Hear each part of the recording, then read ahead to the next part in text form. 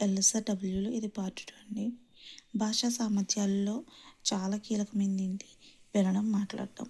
పిల్లలు స్పష్టంగా మాట్లాడాలి అంటే వాళ్ళకున్న లోపల ఉన్న భావాలన్నీ మంచిగా ఎక్స్‌ప్రెస్ చేయాలి అంటే ఎంతగానో తోడ్పడేది ఏంటి అంటే వినడం, మాట్లాడటం. భాషా సామర్థ్యాల్లో మొదటిది ఏంటి? శ్రవణం. శ్రవణం అంటే వినడం అన్నమాట. శ్రవణం అంటే వినడం కదా! ఇది కుటుంబంతోనే స్టార్ట్ అవుతుందనమాట. అంటే భాషా సామర్థ్యాల్లో శ్రవణాన్ని ఫస్ట్ ప్లేస్‌లో ఉంచడానికి రీజన్ ఏంటి?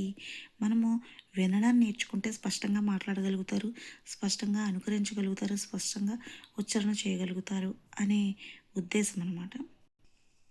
ఇక్కడ ఏమంటున్నారు? అధునాతన సాధనాలైన టీవీ, క్యాసెట్లు మొదలైనవన్నీ కూడా విద్యార్థులకు వివిధ సంభాషణలను, చర్చలను విని శ్రవణ నైపుణ్యాన్ని అభివృద్ధి చేసుకుంటారనమాట. ఉపాధ్యాయుడు పిల్లవాడు వినే విధంగా చక్కని భాషను స్పష్టమైన ఉచ్చారణతో ఉచ్చరిస్తే విద్యార్థులు ఆ ఉచ్చారణను శ్రద్ధగా విని శ్రవణ నైపుణ్యాన్ని అభివృద్ధి చేసుకుంటారు. దాని ద్వారా భాషను అలవాటు చేసుకుంటారనమాట. అయితే ఉపాధ్యాయుడు సంభాషణ ఆకర్షణీయంగా ఉంటేనే విద్యార్థులలో వినాలనే కుతూహలం కలుగుతుంది. తొలి దశలో భాషా నైపుణ్యాలను పెంపొందించడానికి బోధనోపకరణాలు ఎంతగానో సహాయపడతాయనడం యథార్థం. ప్రాథమిక దశలో శ్రవణ నైపుణ్యాన్ని పెంపొందించడంలో ఈ క్రింది ఉపకరణాలు ఎంతగానో ఉపయోగపడుతున్నాయి. ఏంటవి? టీవీ కార్యక్రమాలకు పిల్లలు ఆకర్షితులవుతారు. అవును కదా! వాటిలో నుంచి కార్యక్రమాలను ప్రదర్శించి శ్రవణశక్తిని పెంపొందించవచ్చు. విన్న విషయాన్ని తిరిగి వారి చేత చెప్పించడం ద్వారా శ్రవణ నైపుణ్యాన్ని మదింపు చేయవచ్చు.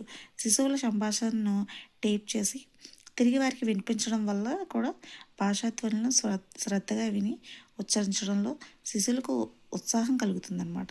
తర్వాత చక్కటి కథలను చెప్పడం ద్వారా శ్రవణాశక్తిని పెంపొందించవచ్చు. అయితే ప్రాథమిక స్థాయిలో సామర్థ్యాల అభివృద్ధికి ఉపాధ్యాయుడు చేపట్టే కార్యక్రమాలు విద్యార్థుల మానసిక స్థాయిలకు అనుగుణంగా ఉండాలి. కార్యక్రమాలు పిల్లలకు ఉల్లాసంగా కనిపించేలా ఉండాలన్నమాట. మనం ఇళ్లలో పాడుకునే జోలపాటలు, లాలిపాటలు, శిశుగేయాలు, అభినయ గేయాలు ఇలాంటివన్నీ నేర్పించాలి. హాస్య, వీర, కరుణ, అద్భుత రసాలకు సంబంధించిన కథలు చెప్పాలి. పిల్లలను ఒక చోట కూర్చోబెట్టి చెవిలో మాట వంటి ఆటలు, పదక్రీడలు చేయిస్తే వినే కౌశలం పెంపొందుతుందన్నమాట. శ్రవణం యొక్క లక్షణాలు. శ్రవణంతో విద్యార్థి కొంత పరిజ్ఞానం సాధిస్తాడు. శ్రద్ధతో విన్న విషయం మాత్రమే బాగా జ్ఞాపకం ఉంటుంది. అంతేకాకుండా అభ్యసనంపై ఏకాగ్రత అలవడుతుంది. ఉత్తమ శ్రవణం యొక్క లక్షణాలు ఏంటి? చక్కని భాషణ, పఠన లేఖనాలకు ఇది దోహదపడుతుంది అనమాట. చక్కగా విన్న విషయం మాత్రమే పునరావృతం చేయగలుగుతాడు. మంచి ఉచ్చారణ మంచి శ్రవణంతోనే సాధ్యపడుతుంది. దోషరహితంగా భావయుక్తంగా మాట్లాడటానికి చక్కని శ్రవణం దోహదపడుతుంది. శ్రవణ నైపుణ్యాలతో పెద్ద పెద్ద ధ్వనుల మధ్య కూడా అవసరమైన విషయాలను గ్రహింపగలుగుతారు. సందర్భోచితంగా మాట్లాడటానికి సహాయపడుతుంది. సామాజిక సంబంధాలను మెరుగుపరచడానికి ఉపయోగపడుతుంది. తన అభిప్రాయాలను సక్రమంగా తెలియచేయడానికి ఉపయోగపడుతుంది. శ్రవణ శక్తి యొక్క లోపాలు ఏంటి? కొంతమంది పుట్టుకతోనే చెవి నిర్మాణంలో లోపం ఉంటుంది. కొంతమందికి వ్యాధుల వల్ల శ్రవణ లోపం ఏర్పడవచ్చు. ఈ లోపాల వల్ల ఉపాధ్యాయుని ఉచ్చారణను సక్రమంగా అనుసరించలేరు. దానివల్ల ఉపాధ్యాయుడు చెప్పే అంశాలపై శ్రద్ధ చూపించలేరు. సరిగా వినపడక అయోమయంతో అసంబద్ధమైన సమాధానం చెప్పి తరగతి గదిలో నవ్వుల పాలవుతూ ఉంటారనమాట. మరి దీన్ని నివారించడానికి కూడా కొన్ని చర్యలు ఉంటాయి కదా! అవి ఏంటి? ముందుగా శ్రవణ సామర్థ్యం కొరవైన విద్యార్థులను ఐడెంటిఫై చేయాలన్నమాట. ఎవరు? ఉపాధ్యాయుడు. ఆ తర్వాత వినికిడి సమస్య ఉన్న విద్యార్థి చెవిని శబ్ద యంత్రాన్ని అమర్చుకోమని సలహా ఇవ్వాలి. ఆ వ్యాధి ఉన్న పిల్లల తల్లిదండ్రులకు తగు సలహాలను ఇవ్వాలి. చెవిలో కాగితాలు, పెన్సిళ్ళు పెట్టి తిప్పే అలవాటును మాన్పించి వైద్యం సలహాలను తీసుకోమని చెప్పాలి. శిశు గీతాలను దగ్గరగా వెళ్ళి వినిపించాలి.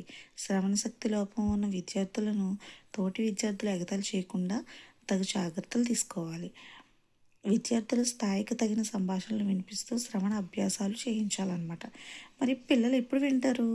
విషయాన్ని తమదిగా భావించినప్పుడు వింటారు. స్వేచ్ఛాయుత వాతావరణం ఉన్నప్పుడు వింటారు. పరిచయమైన సన్నివేశాలను గురించి మాట్లాడించినప్పుడు వింటారు. ఉత్సాహంగా బోధిస్తున్న అంశం మీద అభిరుచి ఉన్నప్పుడు వింటారు. పిల్లలకు ఆసక్తి కలిగించే అద్భుత రసంతో కూడిన కథలు అంటే బేతాళ కథలు, పంచతంత్ర కథలు చెప్పినప్పుడు వింటూ ఉంటారు. పిల్లలకి ఇష్టమైన ఆటలు, ఆట వస్తువులు, బొమ్మలు మొదలైన ఉపకరణాలు జోడించి పాఠాలు చెప్పినప్పుడు వింటారు. ఏకాగ్రత లేకుంటే వినరు కాబట్టి చెబుతున్న విషయంపై దృష్టి పెట్టడానికి మధ్య మధ్యలో ప్రశ్నలు అడుగుతూ ఉండాలన్నమాట. ఉపాధ్యాయుని కంఠస్వరం తక్కువ స్థాయిలో ఉంటే వినబడదు. కాబట్టి ఉపాధ్యాయుడు సముచిత స్వరంతో చెప్పాలి. ఉపాధ్యాయుడు విద్యార్థిని లాలనగా పలకరించినప్పుడు, అంగిక కదలికలను చేస్తూ సంభాషిస్తున్నప్పుడు మాత్రమే విద్యార్థి వినడానికి ఇష్టపడతాడు. ప్రాథమిక స్థాయిలో ఆకలి తీరి తగు నిద్రను పొందిన పిమ్మటే వినడానికి సిద్ధపడతారు. పాటలు, గేయాలు, జంతువుల కథలను చాలా ఇష్టంగా వింటారు. మరి ఇక్కడ ఉపాధ్యాయులు చేయవలసినవి ఏంటి? ఉపాధ్యాయుడు ఎప్పటికప్పుడు ఆసక్తికరంగా ఉండే విధంగా ఒక బోధనను పరిపుష్టం చేసుకోవాలి. తరగతి గది వాతావరణాన్ని ఆహ్లాదకరంగా ఉండేటట్లు చూడాలి. ఉపాధ్యాయుడు ముందుగా పిల్లలు చెప్పే అంశాలను శ్రద్ధగా వినాలి. గేయాలను, పద్యాలను రాగయుక్తంగా చదవాలి. కథలను హావభావాలకు అనుగుణంగా వినిపించాలి. వినిపించే అంశంపై ఆలోచన రేకెత్తించే ప్రశ్నలు మధ్య మధ్యలో అడుగుతూ ఉండాలి. క్రీడా పద్ధతిలో బోధించాలి. పిల్లలను మన స్నేహితుల్లా లాలనతో చూడాలి. ఉపాధ్యాయుడు పిల్లల శ్రేయోభిలాషిగా విసుగు లేకుండా నిరంతరం ప్రగతిశీలి కావాలి. తాను చేస్తున్న బోధనలు విద్యార్థి ఎంతవరకు వింటున్నాడో ఎప్పటికప్పుడు బేరీజు వేసుకోవాలి. సుస్పష్టమైన కంఠధ్వనితో స్వరభేదాలను పాటిస్తూ బోధించాలి. ఇక్కడితో శ్రవణమైంది. భాషణం నెక్స్ట్ వీడియోలో చెప్పుకుందామండి.